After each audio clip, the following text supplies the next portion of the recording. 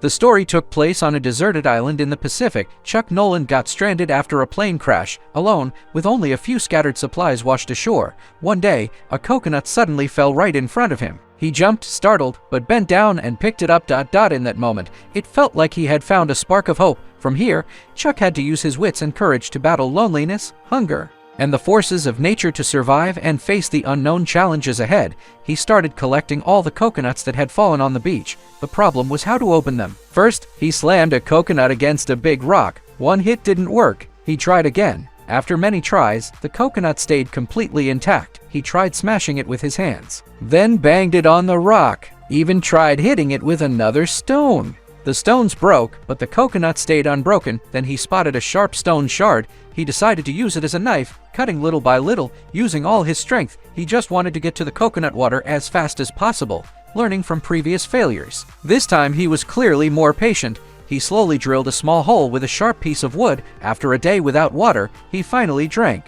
Chuck had been thrown onto a deserted island by the plane crash. The only things with him were an inflatable lifeboat and several FedEx packages washed ashore. He carefully collected all the packages. They might come in handy one day. He laid out a big help on the sand. Then he used the lifeboat to make a simple tent. He looked at the photo of Kelly in his pocket watch. The sun was setting over the ocean. But for him, it was no longer a beautiful view. It was a sea that could swallow everything at any moment. The first night, he barely slept. The next morning, the message on the sand had been washed away. He used driftwood to remake it. After organizing, he grabbed a stick and started exploring along the shore. He didn't get far before he saw steep cliffs ahead, with waves crashing constantly. There was no way through. On the way back, he spotted a cave. It was pitch black inside, so he just marked the location for later. He continued walking over the rocks on the shallow shore, without shoes. The soles of his feet quickly got cut and bruised. He decided to climb the central mountain. From higher up, he could see the whole island. Looking down, he spotted a FedEx box with a wing logo.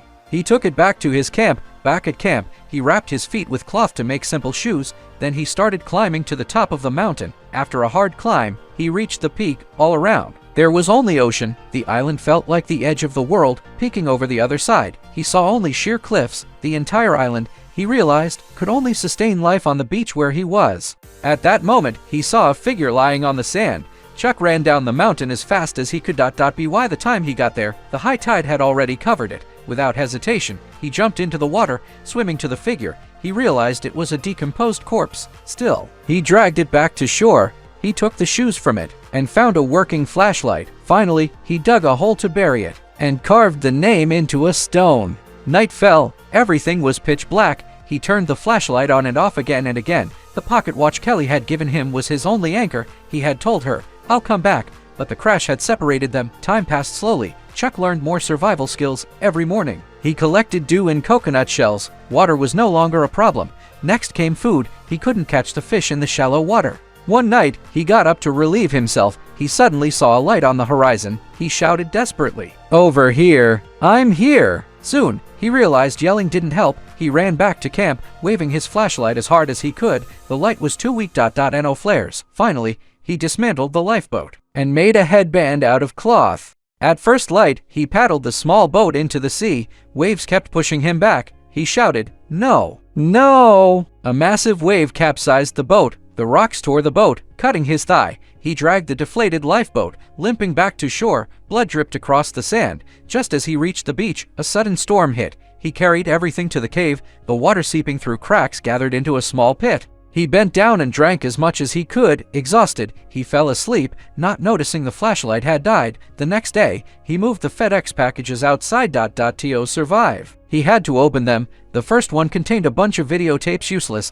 The second was a divorce document, also useless. The third was a volleyball Wilson. He stared at the ball. Then he unpacked a pair of ice skates. The sharp blades were very useful. Also, there was a lace dress. He set it aside. Finally, there was a package with a wing logo. He didn't open it, saving it for last. The ice skate blades really proved useful. He could cut cloth to bandage wounds. Opening coconuts became much easier. He used the laces as rope to reinforce his tent. FedEx boxes became a makeshift mattress. He turned a dress into a simple fishing net. He caught fish, but eating them raw made him sick. He sharpened a stick to catch crabs. Eating them raw gave him diarrhea. He had to make fire. He started trying to make fire by friction. From day to night, then night to day. No sparks came. His hands bled from the effort. he broke down and shouted, after venting. He just sat by the shore, the sea breeze blew softly, but the scenery alone wouldn't keep him alive. He rebandaged his hands and picked up a stick again. Then he noticed Wilson, the volleyball, lying nearby. His blood-stained handprint looked like a face. He drew eyes, a nose, and a mouth with his blood.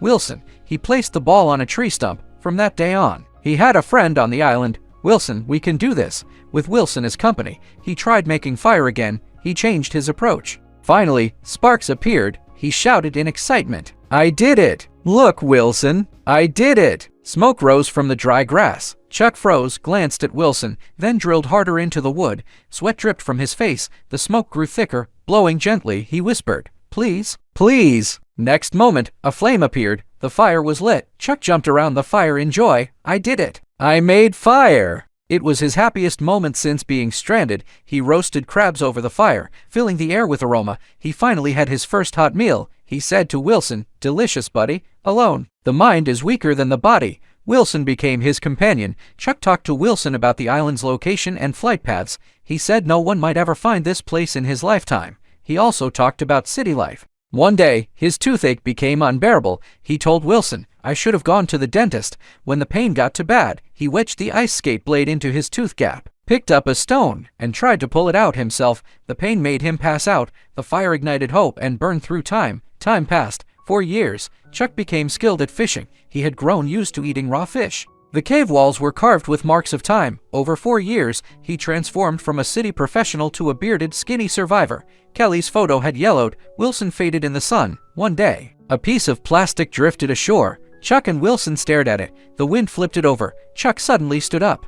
He looked at the plastic, then at Wilson. This might just work. The plastic could be a sail. All he needed now was a raft. He started burning and chopping logs. After collecting enough wood, he needed rope. He stripped bark to make ropes. Over these for years, he had tracked monthly wind and currents. The window to leave was approaching. Miss it. And he'd wait another year, but he was still short on rope. At sunset, he climbed a cliff. The rope was from the time he considered suicide 4 years ago. Now, it became a lifeline. At night, he made final preparations in the cave. He talked to Wilson more and more. The next day, the raft was finally ready. Chuck put away his pocket watch. He tied the wing-marked FedEx package to the raft. The wind picked up. He carved his name into a rock.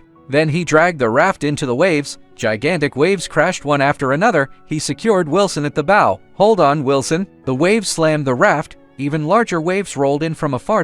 As a massive wave came down, Chuck raised the plastic sail. The raft was swallowed, then resurfaced seconds later. This time, the island couldn't hold him back. Floating at sea, he looked back at the island. 4 years of his life had just slipped away. In the days that followed, he used the sail to collect rainwater and dived to catch fish. Night never brought peace. Storms could strike at any time. One storm tore the sail away. The raft was battered and broken. Wilson stayed tied at the bow. Eventually, Wilson was swept into the sea. Chuck jumped in to chase him. The rope reached its limit, but he still couldn't reach Wilson. He could only shout, Wilson, I'm sorry. FedEx package to deliver it. It was to a farm. He left a note. This package saved my life. Thank you. On the way back, he stopped at a crossroads. A pickup truck pulled up. The girl inside explained where the 3 roads led. When she drove off, her truck also had the wing logo. Chuck stood at the crossroads, looking at the 3 paths. Wilson was just a regular volleyball, but on the island, it became a companion. As for the final package, it no longer mattered. What mattered was that even in the darkest moments, Chuck remembered he still had a mission. As long as there was a purpose. He wasn't a savage. Life is the same. Standing at a crossroads. You have to choose a path and move forward. Tell us if you were stranded. Would you survive like him or give up?